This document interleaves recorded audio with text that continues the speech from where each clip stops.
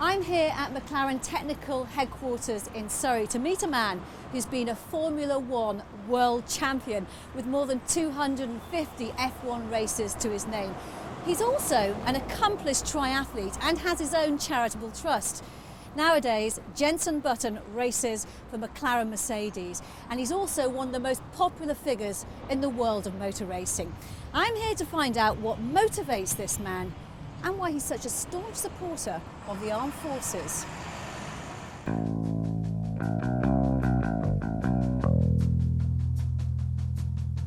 Jenson, hi. I'm Kate Chobo. Good to meet you.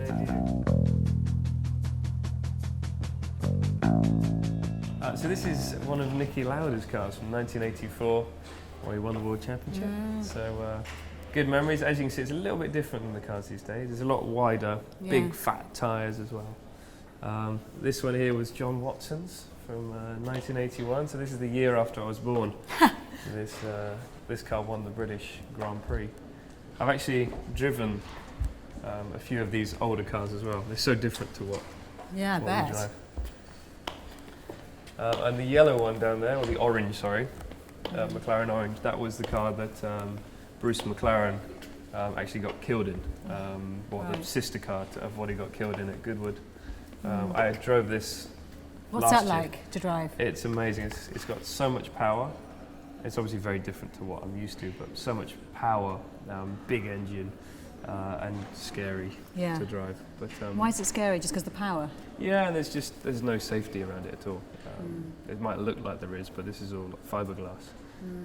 And I got to drive this last year, which is quite fun, up the Goodwood Hill. And quite a few of the old heritage cars I've had the opportunity to drive, which is pretty cool. Tell us about this magnificent car here and what you've achieved in it. Yeah, she's a beauty, this one. This is from 2012, MP427. I won 3 Grand Prix in this car, the Australian Grand Prix, my 200th Grand Prix, which was in Hungary, and also Spa, which was for me probably one of the most special Grand Prix I've won.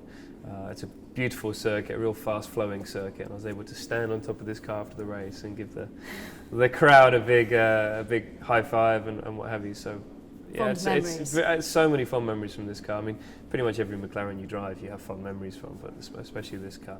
And I suppose in terms of your actual career, you could draw parallels between you as a racing driver and the kind of work that people in the armed forces do, in so much as it's about training, it's about high skill set, it's about being away from home a lot and working under pressure. Do you think that's a fair comparison?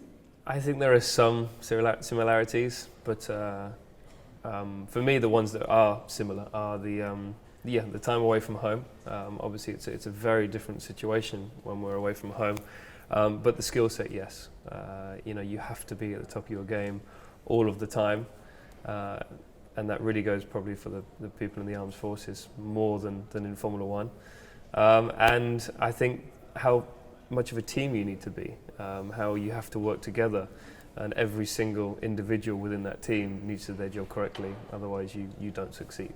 Why is it that you're a supporter of the armed forces? Well, I think the main thing is because I'm so very proud of what they are doing for us to make us feel more comfortable, us feel more comfortable at home and more relaxed with the situation. It's very difficult when you're back here to really know what is going on out there, but I know it's not easy for those guys, and I really do feel for them and also for their families, because it's tough being away from home, from your families, and also the uncomfortable situations that they find themselves in. Yeah, you talk about the families. They often have to deal with long periods without their loved ones. What kind of words of advice or support could you give them? It's difficult for me to give advice in that situation, because obviously when I'm going away and travelling, I'm going away to do a sport. You can't compare sports and sort of fighting for your country, if you like. So it's very different. But I think what the guys need that are away they need support, as much support as you can give them. I know it's difficult for families that are back here and really want their loved ones to come home as soon as possible, most people. But being supportive of what they're doing really does make a big difference. Of course, the armed forces are big supporters of Formula One, and they completely get the idea of competing. What kind of person do you need to be, and what kind of people do you need around you in order to excel at a high level? For Formula One, mechanics, engineers, drivers, it's all about learning. It's all about improving yourself and never giving up. You know, I am racing against the best drivers in the world. It was almost my dream as a kid, and my dream was always to try and be the best driver in the world. I don't think anyone will really know who is the best driver in the world and whether anyone will achieve that. But I think you should have it in your mind that you want to achieve that. And something I've really learned, because I've been in the sport for a long time now, the thing that I have learned is that you have to keep learning. You always have to look at bettering yourself and doing a better job than what you did the previous year. 14 years in Formula One, and I still feel like I still have so much to learn in this sport. And I think if you come into this sport and think you are the best, you aren't going to succeed. You've always got to want to better yourself. In terms of competing, many people in the armed forces who get injured actually discover that they find a level of competition and excel in a way they never did when they were able-bodied. How much admiration do you have for people like that?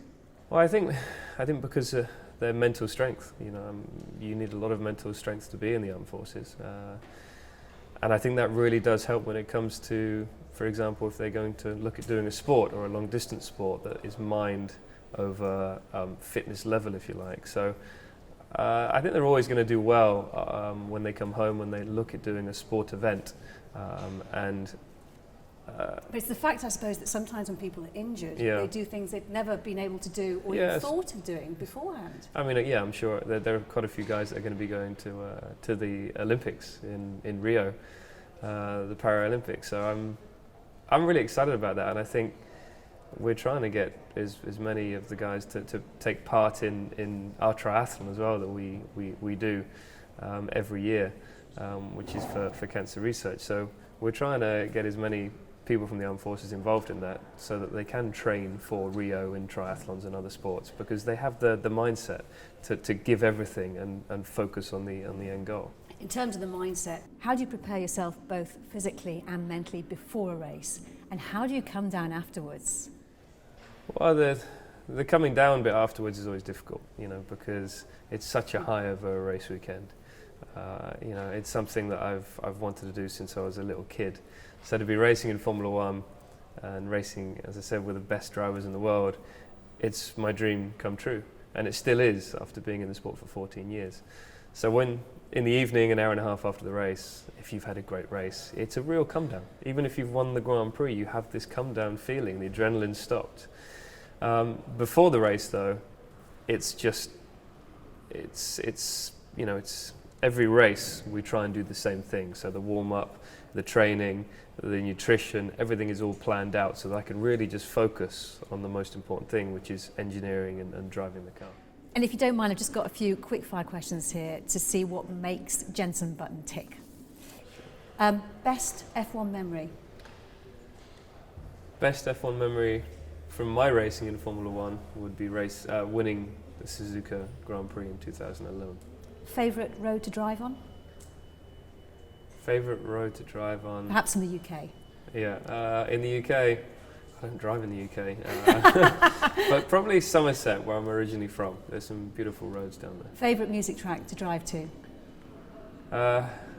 Well, I'm very well known for my singing expertise, and "We Are the Champions" was a great hit by Queen, covered by Jenson Button back in 2009. So that's a very special track for me. Which road car is the most fun to drive? Road cars that are fun to drive are normally cars that have a lot of power and not a lot of grip. If you weren't an F1 driver, what would you be? What would I be after Formula One is probably a better question for me. Because you're always going to be an F1 driver. Exactly. That was what I aimed to do, and I haven't got a clue what I would have done. But a triathlete. I'm going to aim to fight for the World Championship in triathlon. A favourite place in the world? We all say home, and I think that's true for a lot of people.